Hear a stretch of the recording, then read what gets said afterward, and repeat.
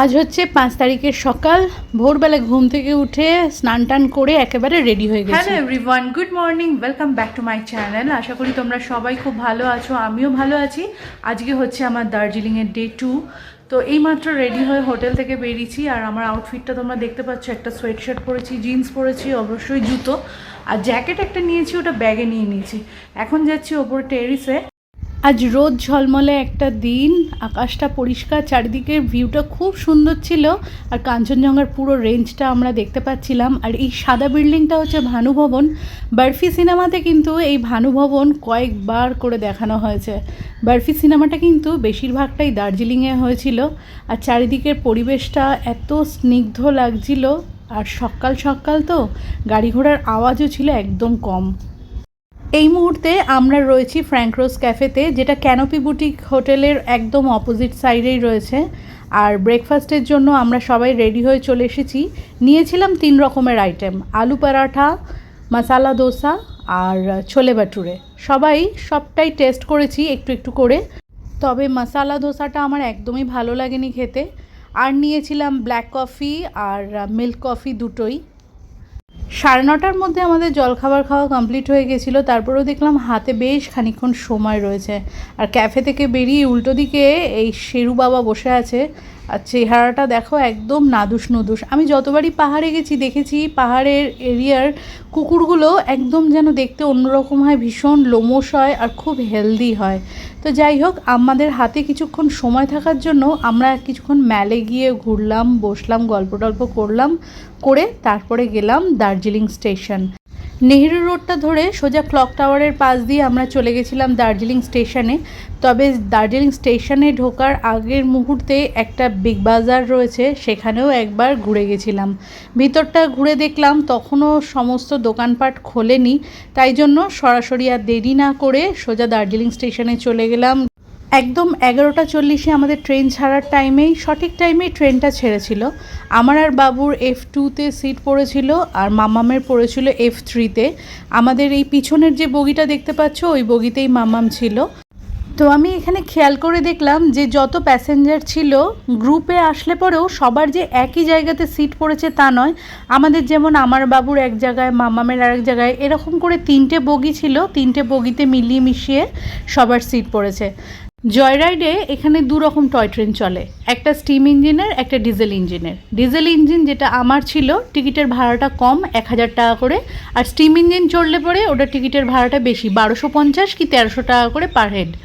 ঘটনাটা হয়েছিল কি, আমার ট্রেন ছাড়ার টাইম ছিল ঠিক 11:40-এ। 11:40-এই ট্রেনটা ছাড়ে, 5 মিনিট যেতে পারেনি, তারপরে আবার ব্যাক করে দার্জিলিং স্টেশনে ফিরে এসেছে। কারণটা কি, আমাদের ট্রেন ছাড়ার আগে 7 মিনিট কি 10 মিনিট আগে যে স্টিম ইঞ্জিনের যেটা টয় ট্রেনটা ছেড়েছে, সেটা মাঝ রাস্তায় গিয়ে খারাপ হয়ে গেছে।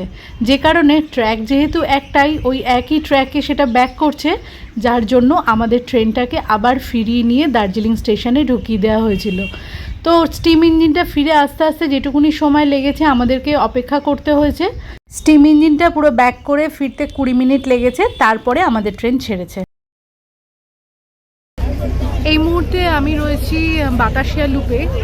টয় ট্রেনে আমরা এসেছি, ওখানে কিছু সমস্যা হয়েছিল আমাদের আগে যে টয় ট্রেনটা ছেড়েছিল, তো যার জন্য 20 মিনিটস লেটে আমাদের ট্রেনটা ছেড়েছে। তো এখন বাজে 12:22, আমি এখানে বাতাসিয়া লুপে রয়েছি। এখানে 15 মিনিটস টাইম দেওয়া রয়েছে। এই টাইমটা পর্যন্ত আমরা এইখানটাতে পুরোটা ঘুরে এখানে সেরকম কিছু নেই, বিভিন্ন ধরনের জামা এখানে স্টল রয়েছে। বাতাসিয়া লুপে টয় ট্রেন একবারে গোল হয়ে একবার পাক খায়, আর ওই গোল রেল লাইনের ট্র্যাক ধরে যত সমস্ত জামা কাপড়ের দোকান রয়েছে, আর দার্জিলিংয়ে যে ট্র্যাডিশনাল পোশাক আছে, সেই সমস্ত পোশাক এখানে ভাড়া পাওয়া যায়। লোকে সেইগুলো পরে নিয়ে আই লাভ দার্জিলিং লেখা যে জায়গাটা রয়েছে, ওইখানে দাঁড়িয়ে দাঁড়িয়ে ছবি তোলে। তো আমি এই জায়গাটাতে এসে ক্যামেরা জুম করে দেখছি বাবু মাম্মামের ছবি তুলছে। তো আমি এটা বেশ উঁচুতেই দাঁড়িয়েছিলাম, ওখান থেকেই ছবিটা ক্যাপচার করেছি। তো এখানে আই লাভ দার্জিলিংয়ের ওখানে ছবি তোলার জন্য মানুষের পুরো ভিড় নেমে গেছে।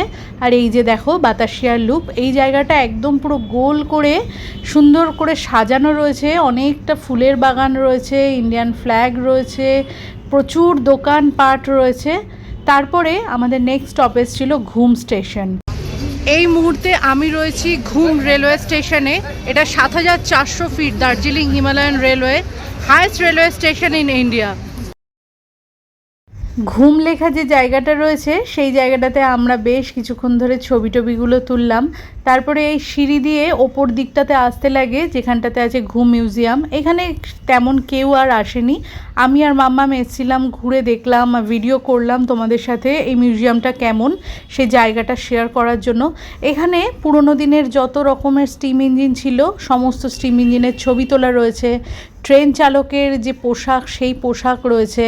আগেকার দিনে যোগাযোগের মাধ্যম হিসাবে কি কি ব্যবহার করা হতো সেইগুলো রয়েছে। তারপরে স্টিম ইঞ্জিনের যত রকমের যন্ত্রপাতি আছে সেই সমস্ত যন্ত্রপাতির ছবি, এই যে ঘড়ি, টেলিফোন, আরও বিভিন্ন রকমের জিনিসপত্র ছিল। প্রথম যখন টয় ট্রেন চালু হয়েছিল সেই সময়টাতে কি কি ব্যবহার হতো বা স্টেশনে কি কি লাগানো ছিল, যেমন ওই যে ঘড়িটা, বা অফিসিয়াল যে সমস্ত কাজকর্ম করা হতো কিভাবে। এখানে এরকম টাইপরাইটার রয়েছে, আরও টেলিফোন রয়েছে, তারপরে ট্রেন চালকের পোশাক রয়েছে, সেই সমস্ত জিনিসপত্র দিয়েই এই মিউজিয়ামটা সাজানো। এমনকি আগেকার দিনে যখন টয় ট্রেন চলতো সেই সময়টাতে অফিসিয়াল কাজকর্ম করার জন্য যে সমস্ত খাতা পেনের ব্যবহার হয়েছে সেই সমস্ত জিনিসগুলো এখানে সুন্দরভাবে সাজানো রয়েছে। যাই হোক, আমার কিন্তু মিউজিয়ামটা ঘুরে বেশ ভালো লেগেছে। তারপরে ওই সময় তো মাত্র 20 মিনিট, আর এই যে দেখো বাতাসিয়া লুপের পুরো লুকসটা, ট্রেনটা এরকমভাবেই বাতাসিয়া লুপটা এক পাক ঘুরে তারপরেই নিচে নামে। যতই হোক, ছোটোবেলা থেকে বইতে পড়েছি আমাদের সর্বোচ্চ রেলওয়ে স্টেশন ঘুম, তবে দেখবার সুযোগ এবছরই প্রথম হলো।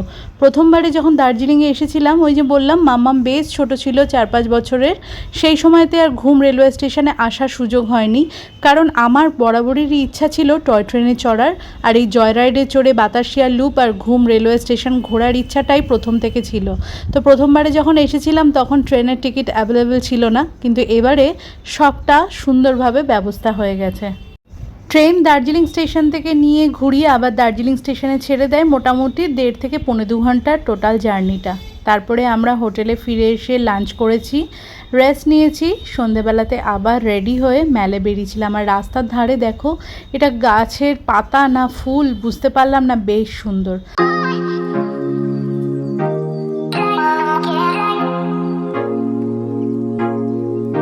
আজকে দুপুরে হোটেলে ফিরতে ফিরতে ওই 3টে মতো বেজে গেছিলো। তারপরে আর বেরোয়নি, লাঞ্চটা হোটেলেই কমপ্লিট করেছি। এখন সন্ধ্যে 7:30 মতো বাজে। আমরা আজকে ডিনারটা করব গ্লেনারিজে। দার্জিলিংয়ে এসে আমি এবারে অদ্ভুত একটা ব্যাপার দেখলাম, এই হোপ গ্লেনারিজের সামনে মানুষের ছবি তোলার একটা ঢল নেমেছে। গতকাল তো আমরা 16 আনা বাঙালিতে লাঞ্চটা করেছিলাম, তো ওখান থেকে ফেরার পথে একটুখানি ফাঁকা পেয়েছিলাম, তাও 2-4 জন মানুষের লাইন ছিল। হয়তোবা হোলির দিন, তাই হোলি খেলতে সবাই ব্যস্ত থাকার জন্য হোপ গ্লেনারিজের সামনের জায়গাটাতে একটু ফাঁকা। তো সেই ফাঁকে আমরাও কয়েকটা ছবি তুলেছিলাম।